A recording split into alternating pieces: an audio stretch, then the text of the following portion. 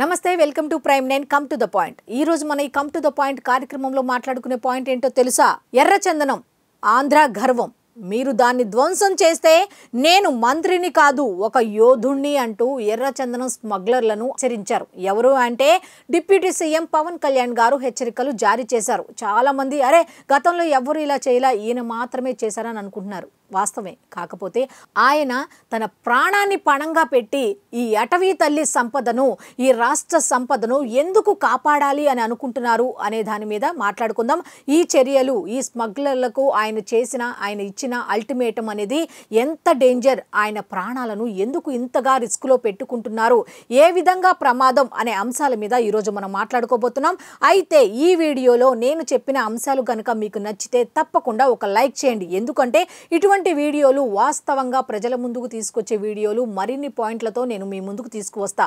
So ఒక like చేయండి, 10 మందికి మంచి అనిపిస్తే షేర్ చేయండి, సబ్స్క్రైబ్ చేసుకోండి. So come to the point కార్యక్రమంలోకి వెళ్ళిపోదాం. ఇప్పటి వరకు కూడా ఈ అటవీ శాఖ అనగానే ఒక డేంజర్ జోన్. ఎవరు కూడా అంత సాహసించరు ఈ అటవీ శాఖను తీసుకోవటానికి. కానీ ఈ పవన్ కళ్యాణ్ ఏంటి పిచ్చోడిలా ఈ అటవీ శాఖను ఎందుకు ఎంచుకున్నాడు, ఏంటి అవగాహన లేకపోతే ఏంటి అని మొదట్లో చాలా మంది అనుకున్నారు.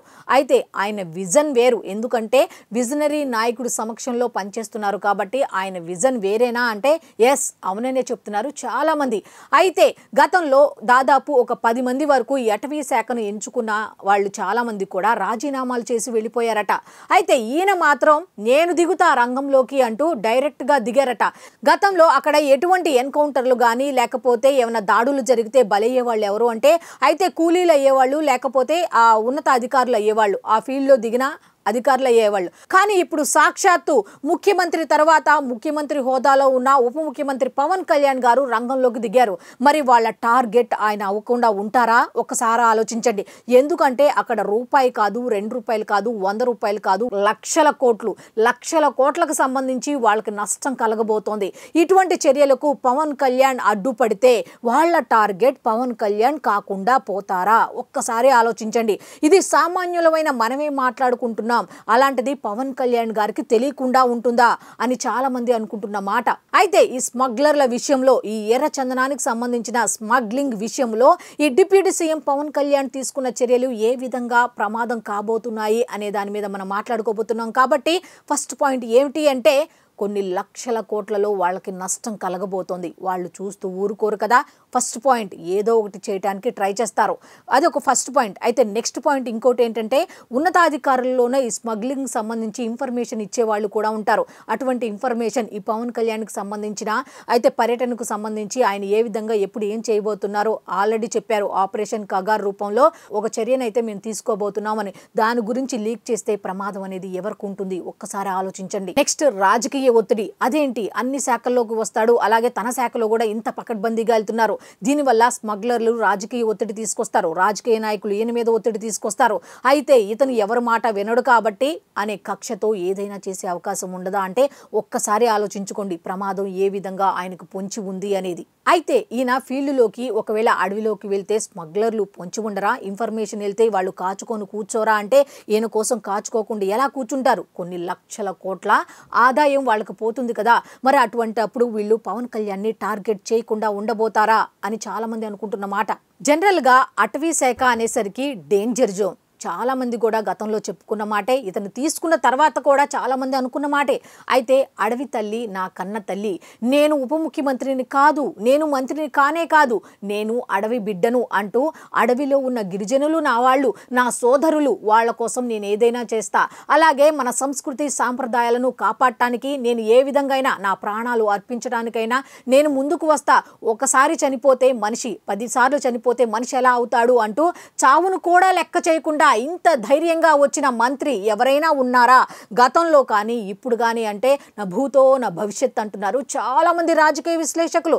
కాదు సీనియర్ జర్నలిస్టులు, కాదు చాలా మంది నేతలు కూడా ఇదే మాట ముక్కున వేలేసుకుంటున్నారు. దేశవ్యాప్తంగా ఇదే చర్చ. ఇంత ధైర్యం ఎక్కడిది తనకి? ఈ విధంగా జీవితం మీద ఆశ లేకుండా ఏ విధంగా ముందుకు వెళ్తున్నాడు అని చాలా మంది మాట్లాడుకుంటున్నారు, ట్రేడ్ పండితులు కూడా. అయితే ఆయన ముఖ్య ఉద్దేశం ఒకటే, మన పిల్లలు, మన పిల్లల పిల్లలు, అలాగే వాళ్ళ పిల్లలు కూడా ఈ ఎర్రచందనం సంబంధించిన అడవులను చూడాలి, ఆ దొంగలను చూడాలి. మన సంస్కృతి సాంప్రదాయాలు వాళ్ళకు తెలియాలి అంటే ఏమిటి? ఈ చెట్లు అనేది నరికి వేయబడకూడదు, ఈ స్మగ్లింగ్ అనేది జరగకూడదు, దీన్ని ఏ విధంగా అయినా ఆపాలి అన్న ఉద్దేశంతో ఆయన రాజకీయ నేతగానే కాదు, ప్రజల పక్షాన పోరాడే ఒక నాయకుడిగా ప్రాణాలను పణంగా పెట్టి ఈ అడవిలోకి ప్రవేశించడం జరిగింది. స్మగ్లర్లను హెచ్చరించడం జరిగింది. మామూలుగా కాదు, తేడా వస్తే తాట తీస్తా, మీకు 9 నెలల టైం ఇస్తున్నా, ఏం చేస్తారన్నది మీ ఇష్టం. మీకు ఉపాధి కావాలా, రండి అధికారులతో మాట్లాడండి, మీకు ఉపాధి కల్పిస్తాం, 9 నెలల టైం ఇస్తాం, మీ అంతటా మీరే ఈ వ్యాపారాన్ని వదిలి సక్రమంగా మీ మార్గంలో మీరు ఉండండి అంటూ హెచ్చరికలు జారీ చేశారు. వన్ సింపుల్ వార్నింగ్ అందరికీ, ముఖ్యంగా రెడ్ శాండర్స్ అందరికీ కూడా, రెడ్ శాండర్స్ని ఎవరైతే సపోర్ట్ చేస్తున్నారో, మీరు స్మగ్లర్స్ కావచ్చు, కొట్టేసే వాళ్ళు కావచ్చు, కింగ్ పిన్స్ కావచ్చు, it's a very firm warning to you all. Operation Kagar లాంటిది ఎక్స్ట్రీమ్ లెఫ్ట్ వింగ్ ఎక్స్ట్రీజంని హ్యాండిల్ చేయగలిగినప్పుడు ఈ కంట్రీ, ఒక ఐడియాలజికల్ బేస్డ్ ఉన్న వాళ్ళే కూర్చోబెట్టి కష్టమైపోతుంది, లొంగిపోతున్నప్పుడు మిమ్మల్ని తాట తీసి కూర్చోబెట్టారు స్మగ్లర్లు అందరూ. జస్ట్ పొలిటికల్ విల్ అని. మీరు కనుక ఇదే పనిగా చేస్తే 6 to 9 months or 1 year అదే పని ఆపరేషన్ పెడతాం మేము. మీరు స్వచ్ఛందంగా ఆపారా మంచిది, మీరు ఆపలేదా ఒక 1 year 1.5 year ప్రత్యేక special zone, special operation create చేసి మళ్ళీ రెడ్ శాండర్స్ ఎవరన్నా తిరగాలి, చెట్టు కొట్టాలని భయపెట్టే స్థితికి మేము తీసుకుంటాం. మేము బోల్డ్గా నరికేస్తాం, మమ్మల్ని ఎవరు ఆపరు, ఏం చేయాలంటే ఇది ఒక ఎన్డీఏ గవర్నమెంట్ గుర్తుపెట్టుకోండి. It's a tough government. ఇంత సున్నితంగా ఆయన వార్నింగ్ ఇచ్చారు అంటే ఆయన తీసుకునే ప్లాన్స్, ఆయన తీసుకునే చర్యలు ఏ విధంగా సీరియస్గా ఉండబోతున్నాయి అనేది ఒక్కసారి ఆలోచించుకోండి. మరి ఆయన అంత సీరియస్గా పంజా విసురుతుంటే అవతల వ్యక్తి చూస్తూ ఊరుకుంటారా?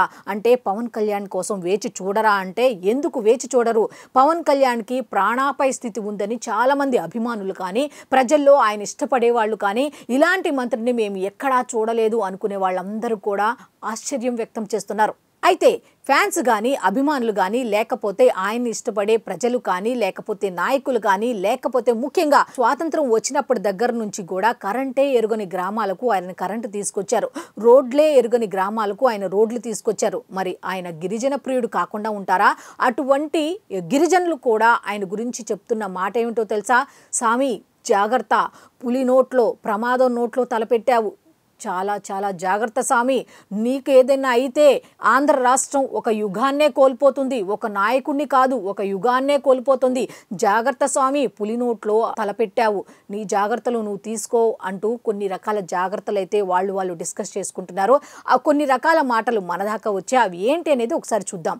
ఆయన ఎటువంటి జాగ్రత్తలు తీసుకోవాలి ఏమిటి అంటే, ఈ యుద్ధంలో మీరొక్కరే ఉన్నారు, మీ పక్కన ఒక భద్రతా బృందం ఉంటుంది, కానీ ఆ భద్రతా బృందంలో ఎవరు నీవారు అనేది నువ్వు కూడా పసిగట్టలేవు స్వామి, జాగ్రత్త అంటున్నారు చాలా మంది. మీరు ఫీల్డ్లోకి వెళ్ళేటప్పుడు మీ చుట్టూ 10 రెట్లు భద్రత పెంచుకోండి అని సూచిస్తున్నారు. మీ పర్యటన సమాచారం ఎవ్వరికీ తెలియనివ్వద్దు, భద్రంగా ఉంచుకోండి. అలాగే 48 గంటలు కానీ 24 గంటల ముందు మాత్రమే మీ పర్యటన వివరాలు 10 మందికి చెప్పండి అంటున్నారు మీ అభిమానులు కానీ, మిమ్మల్ని ఇష్టపడే ప్రజలు కానీ. మీరు కేవలం హీరో కాదు స్వామి, ఒక యోధుడిని మేము చూసాం.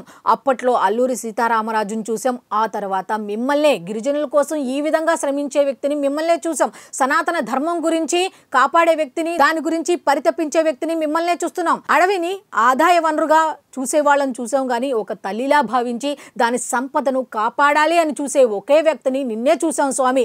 అలా అని చెప్పి నీకేదన్నా అయితే మేము తట్టుకునే స్థితిలో అయితే ఉండలేము స్వామి, కాబట్టి నువ్వు జాగ్రత్తగా ఉండాలి స్వామి, నీ చుట్టూ భద్రత అనేది పెంచుకోవాల్సిన అవసరం ఎంతైనా ఉంది స్వామి అని చాలామంది చెప్పుకుంటున్న మాట.